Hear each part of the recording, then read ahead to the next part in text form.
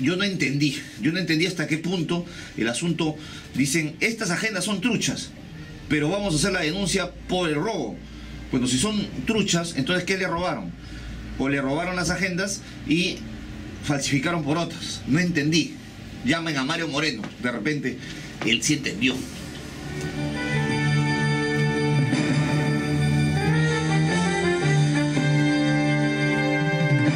Y acá en Radio Miraflores, esta radio política, esta radio donde definitivamente le ha dado la oportunidad a que el Perú pueda conocer personalidades de ámbito internacional, peruanos de calidad, peruanos importantes. Vamos a recibir con un cariñoso aplauso esta mañana al señor general Gustavo Bobbio, doctor en Ciencias Políticas, precandidato a la presidencia de la República por el Partido Unión por el Perú, y un hombre pues de mundo que ha conocido diferentes países, diferentes realidades, ha estado, como él mismo me dice, desde la puna hasta el lugar más exquisito de Europa, conociendo la realidad, porque solo un hombre que conoce el primer mundo puede llevar al Perú al primer mundo. Un fuerte aplauso para el general. Bienvenido, general Bobbio, acá a Radio Miraflores. Gracias, Dante, por la posibilidad de conversar con el pueblo peruano, y gracias a todos los que me están escuchando. Yo le voy a preguntar, yo le voy a pedir a mi operador que me ponga esa cancioncita, Tengo el orgullo de ser peruano y soy feliz, en honor a nuestro invitado. ¿Usted es orgulloso de ser peruano, general? Totalmente orgulloso. Es más, he recibido ofertas directas, claras, para quedarme en Estados Unidos cuando estuve de profesor y en otros sitios, y sin embargo las he desechado porque amo mi Perú. Bueno, eso es algo que la gente no entiende. Ayer estábamos acá, justamente donde usted estaba sentado, estaba el gran César Aedo, hombre que ha estudiado con Marcel Marceau en la escuela más exigente de Francia, que ha tenido 16 años en escena, el vuelo del Cóndor en Estados Unidos, en los lugares más exquisitos de Nueva York, y le dicen, ¿por qué te vienes al Perú?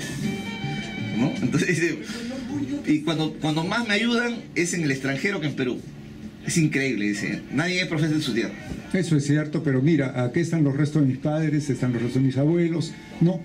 Amo mi papa amarilla, amo mi maíz morado, amo mi tierra, ¿no? Es la tierra en que nací y la tierra en que espero morir. Entonces, general, agarra una bolsa de compras, se lleva su chuño, su papa María, su cancha, todo, y a Estados Unidos, ahí se pasa más sabroso, mejor. En cualquier caso, preferiría Europa. Europa, es cierto, muchos me dicen, Europa es cultura, Estados Unidos es diversión. Sí. ¿No? Ese es un punto de vista totalmente diferente. Pero el general Gustavo Bobbio es un preocupado de la realidad peruana y, como lo hemos dicho en su momento, él está siendo precandidato para las elecciones presidenciales por el Partido Unión por el Perú. El Perú necesita alguien que tome el liderazgo, porque parece que estuviéramos en un momento neutro. No se siente el liderazgo del presidente de la República, y el presidente como que no tiene hoja de ruta, no tiene brújula, no tiene nada. Cierto, pero también hay que tener en cuenta que, claro, mal de mucho consuelo de tonto, ¿no? Todos los últimos gobiernos, incluyendo el actual, no solamente es el problema de la falta de rumbo, sino también es el problema de la corrupción, y no quiero ser reiterativo en eso, pero el gran manto de neblina que nos envuelve como un cáncer es la corrupción, y ahí se agrega, de ahí nace todo.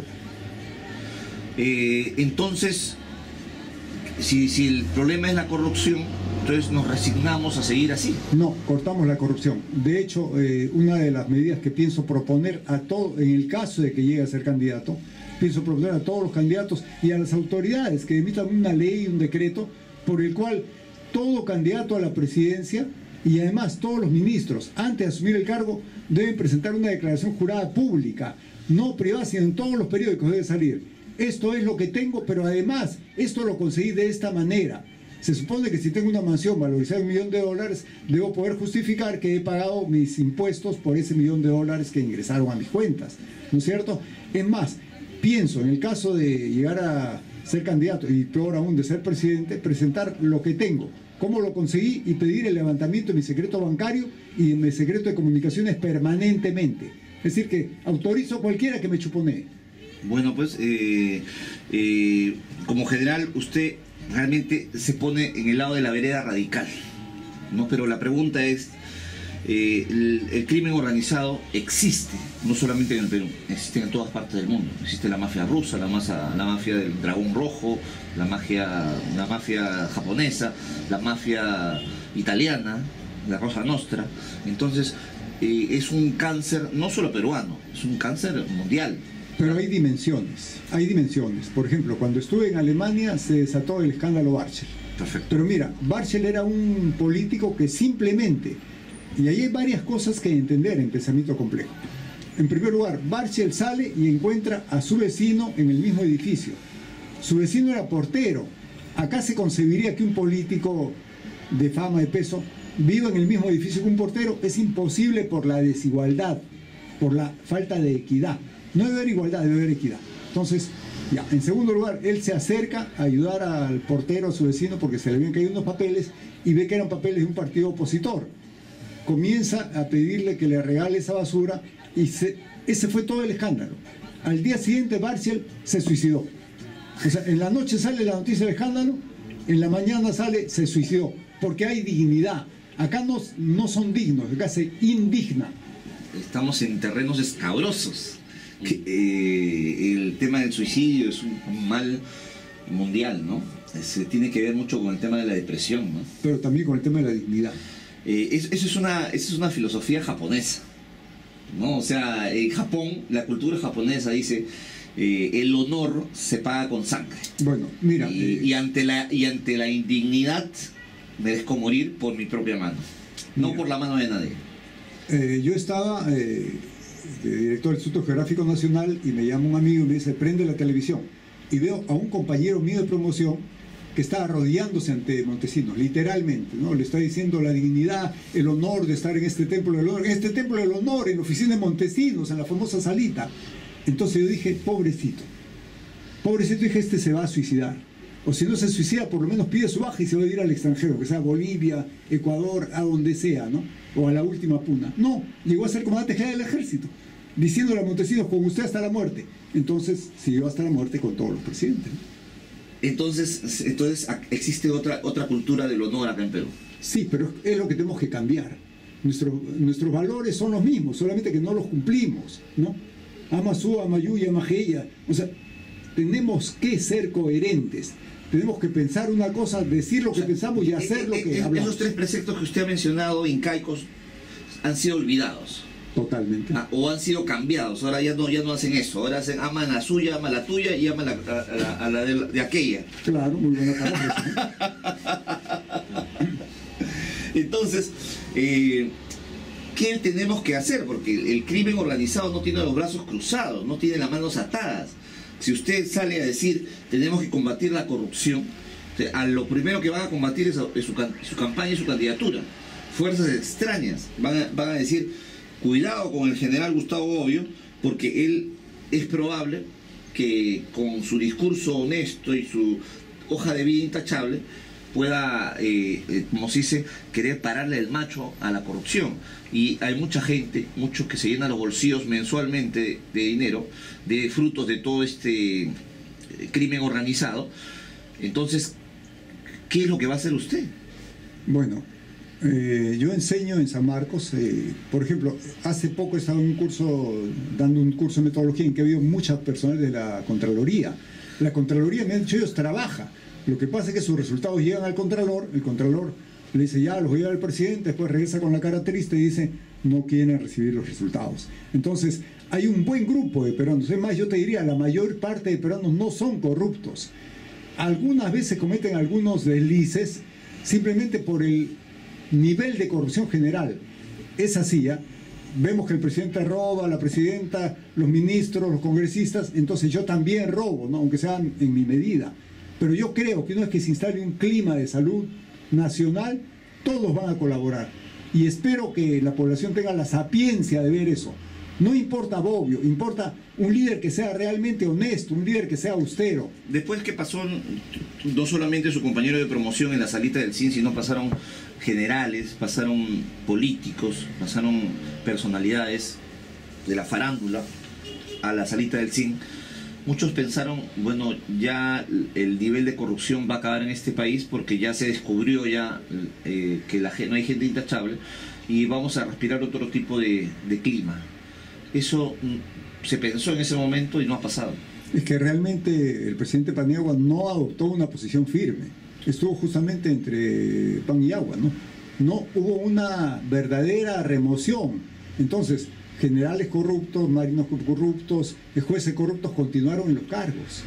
O sea, continuó el sistema. No en la medida en que estaba. Desintegrar el pero SIN fue un error. Es que el problema no es desintegrar el SIN, el problema es limpiar el SIN. El problema no es desintegrar la DINI, el problema es que la DINI haga lo que debe hacer. Acá se toma por lo siguiente, ¿no? Se enfermó el cocinero, entonces cerramos el Chifa. No es así. Sacamos y contratamos otro cocinero. El problema nuevamente es, hay una mafia que gobierna el país y simplemente va cambiando las cabezas en el gobierno. Ya, ¿quiénes forman esa mafia? Bueno, todos lo sabemos, ¿no? Legalmente no lo sabemos. Todos lo sabemos. Mira, hay familias acá que desde la época de la colonia han tenido el Perú y vemos ahí, tú acabas de leer los titulares, por ejemplo, de que se perdieron. No se pueden perder. Este es el país donde las cosas se caen.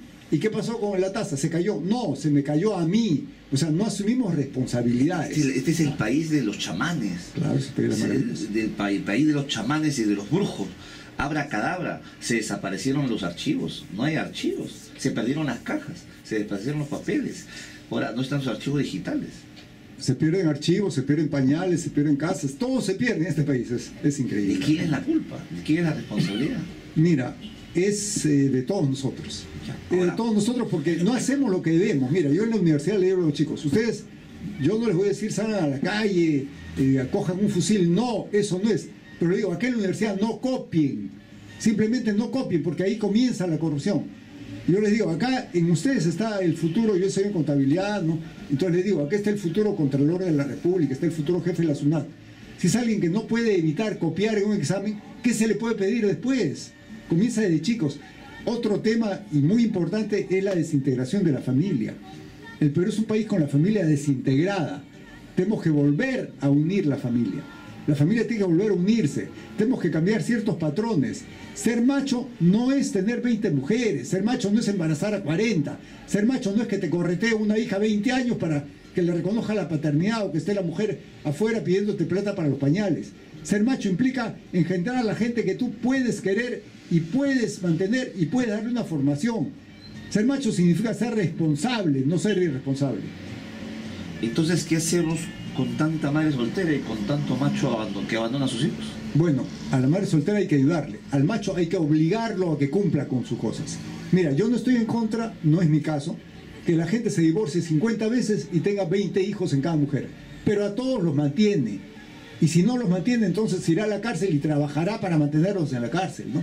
Y eso es otro cambio que acá en Miraflores, ¿no? Han venido acá personas que hacen su demanda de alimentos, acá en el juzgado de Miraflores, un año para que le den la audiencia. Un año. Y mientras que pase ese año, ¿qué come ese niño? Es que justamente hay que cambiar todo eso. Y tú que eres abogado sabes. Te cuento todavía para que te dé vergüenza. Un año para que den la audiencia y citan la audiencia un día sábado. Y la jueza dice, uy, nos equivocamos. No dice me equivoqué, dice se equivocaron. Te cuento más. El día de la audiencia, cambian fecha de audiencia. La señora, la que está pidiendo alimentos, llega 15 minutos tarde. Y la jueza dice, bueno, archivo el proceso porque no vinieron las partes. Es que es un todo. Y te voy a decir una cosa. Acá da vergüenza saber que eso pasa acá en Perú. Da vergüenza. Pero es que también nos han dado la doctrina, vivimos la filosofía de la tolerancia. Y no debe haber. El Papa Francisco acaba de decir tolerancia cero. El tema es comprensión. ¿Qué quiero decirte con esto? Un alumno llega tarde 5, 10, 15 minutos, no debe haber tolerancia, debe haber comprensión. De repente llega 10 minutos antes que terminó la clase. Me dice, autor, me asaltaron. Perfecto, pasa, hijo. Hubo un problema familiar. Tengo que creerle y tengo que comprenderlo. Pero alguien me dice, ¿sabe qué, profe? Me quedé dormido porque ayer fue santo mi hermano. Eso no es un motivo. Entonces no se puede tolerar. Hay que comprender. Hay que comprender las cosas comprensibles. Pero el delito, la mala fe y la irresponsabilidad, hay que corregirlo. Entonces vamos al tema de la educación. Porque la gente que es así no es porque nació así, fue porque alguien escribió así. O sea, ese machismo del que habla, alguien lo sembró como una semilla y lo permitió crecer y lo regó, lo mantuvo y lo avaló. El tema de la educación, ¿qué clase de personas se están educando en este país? Es que acaban de la mano la educación, y parte de la educación está en los medios de comunicación, ¿no?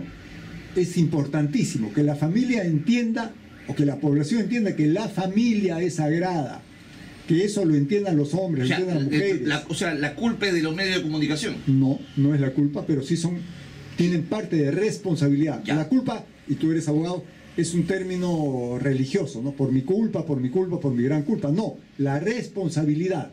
Yo como periodista, y ojo, mi padre fue periodista, y puedes ver en los archivos, puedes ver, no hay nada contra él, no ha habido, ya falleció, pero lo que es agradecimiento, dice, su padre salvó la vida de mi familiar que estaba injustamente acusado.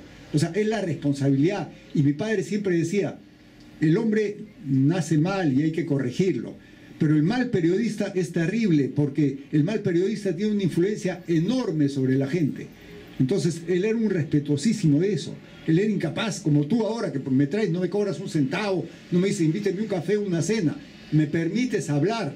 Pero hay otros que hasta para decir tu nombre en televisión te piden, y tú lo sabes, ¿no? Entonces, la responsabilidad es compartida. Es el padre, es el periodista, es el profesor. El profesor debe ser un líder.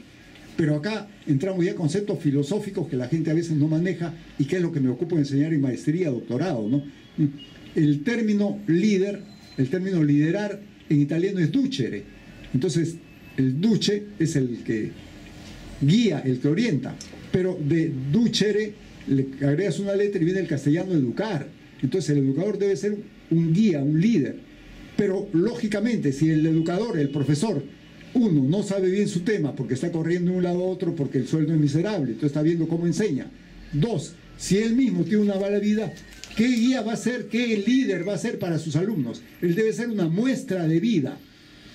Bueno, eso de que hay periodistas que realmente alquilan o se venden, eso se ha visto pues en muchos momentos. Es más, cuando mencionabas La Salita del Zinc, hemos visto como película de cine fajos de billetes encima de la mesa para comprar la línea editorial de medios de comunicación, ¿no?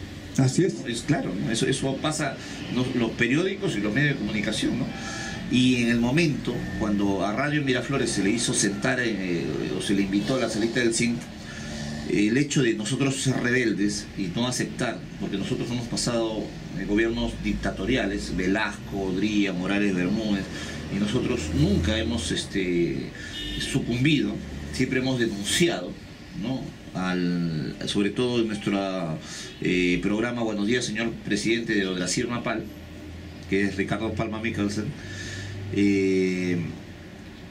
le costó la cárcel a nuestro gerente.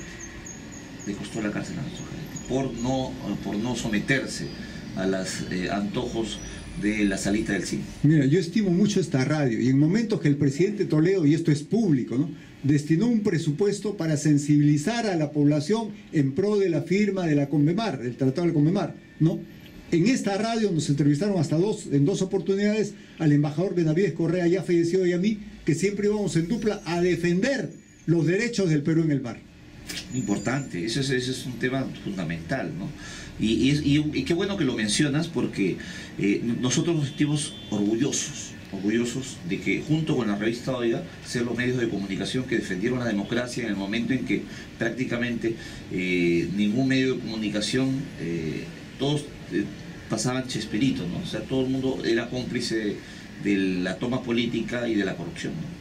Claro, y ahora pasan esto es guerra y combate y cada tontería y el chisme, y no pasan lo que debe ser lo medular. Entonces hay que colaborar de los medios de comunicación en esa educación, ¿no?, en esa formación del ser humano. En el tema educativo, yo he conversado con el ministro de Educación y todo el mundo dice pues que el señor Saavedra es el mejor ministro de este momento. Y la verdad que las veces que yo he conversado con Saavedra me quedan muchas dudas respecto a lo que se está haciendo. Honestamente me parece que todavía es muy poquito lo que se hace en educación en este país. Yo estoy convencido de que la educación debería ser mañana y tarde, en primaria y en secundaria. Yo estudié en el Colegio Guadalupe, que era el colegio emblemático, ¿recuerdas? ¿No? Y estudiamos mañana y tarde. Entonces, y además con desayuno y almuerzo para aquellos que lo requieran, ¿no? Hay que hacer un censo familiar, o sea, hay que trabajar realmente, el gobierno debe trabajar y debe contar con funcionarios probos. Hemos visto que hace poco se han fugado dos funcionarios de un banco que tenían que dar dinero. Entonces, esa corrupción debe desaparecer. Y entonces eso va a ayudar a que camine todo el Perú. Las universidades, por ejemplo. Las universidades deben solucionarse el problema con ciudades universitarias. Como te conté, yo enseño no en San Marcos, sino también soy en varios sitios. Enseño en San Marcos y en varios sitios. ¿En qué otros lugares estás? Enseño en la Universidad Norbert Wiener, ¿no? He enseñado en Alas Peruanas, he enseñado en Garcilaso, ¿no? Y ahora me he afincado ya en San Marcos. ¿Estás en qué facultad? Estoy en la Facultad de Contabilidad, pero enseño cursos generales, ¿no? Mi maestría es en Realidad Nacional, enseño Realidad Nacional, ¿no? Tengo estudios, mi doctorado es en Políticas Públicas y tengo un nuevo doctorado que he terminado en San Marcos en diciembre en Ciencias Ambientales. Ah, qué lindo. Entonces enseño ecología, enseño diversos temas, ¿no? Pero, como te digo... Nosotros ayer estábamos hablando con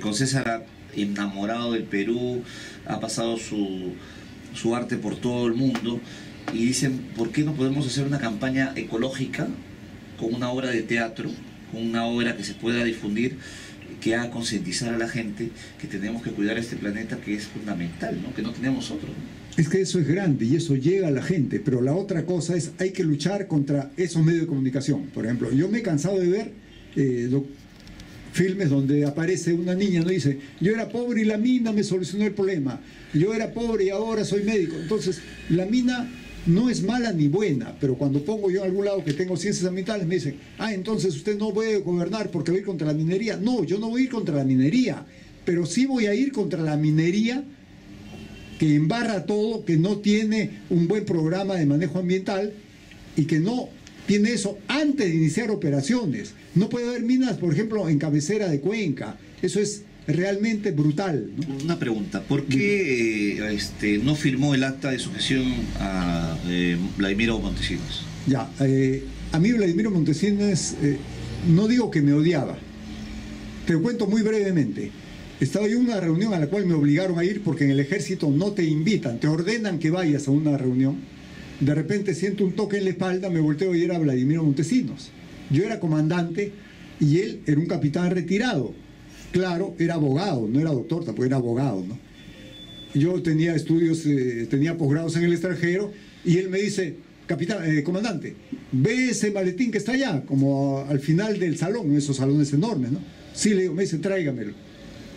En ese momento pasó un mayordomo, yo lo cojo de la mano y le digo, señor mayordomo, ¿sería tan amable traerle el maletín al doctor? Allá. Entonces se voltea y me dice, ¿le molesta traer el maletín? No, le digo, y él tampoco, chau. Bueno, eso bastó para que me marque. Por eso yo no ascendí a general cuando estuvo Fujimori. Yo tuve que esperar, siendo número 1 en el cuadro de mi promoción, tuve que esperar que los voten. Entonces yo asciendo acompañado.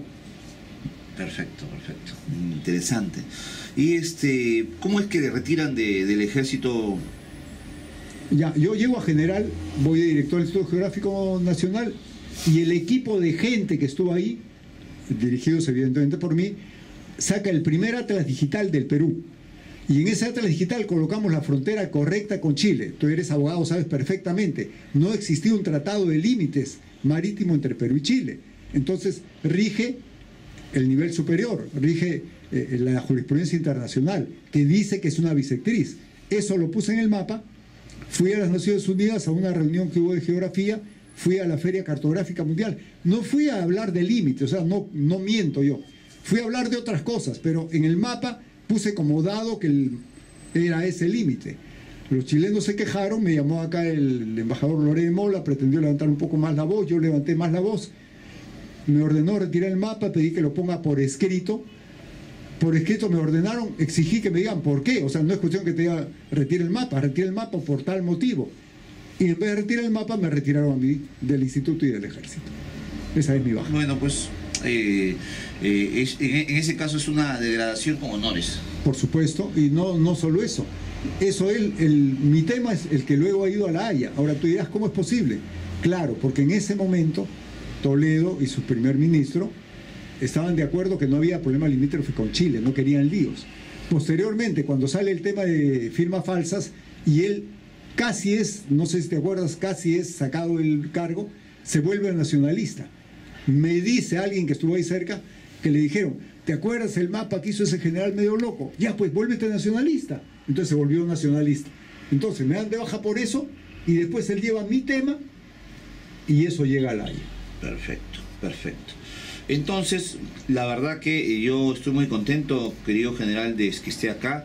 Ustedes, oyentes, la verdad pueden estar contentos de que el señor general Gustavo Bobbio esté acá trabajando no solamente por la política peruana, sino también preocupado por la sociedad, la educación y temas de corrupción. Espero que no sea la única vez, es su casa para cuando guste, y despídase de los oyentes de Radio Miraflores.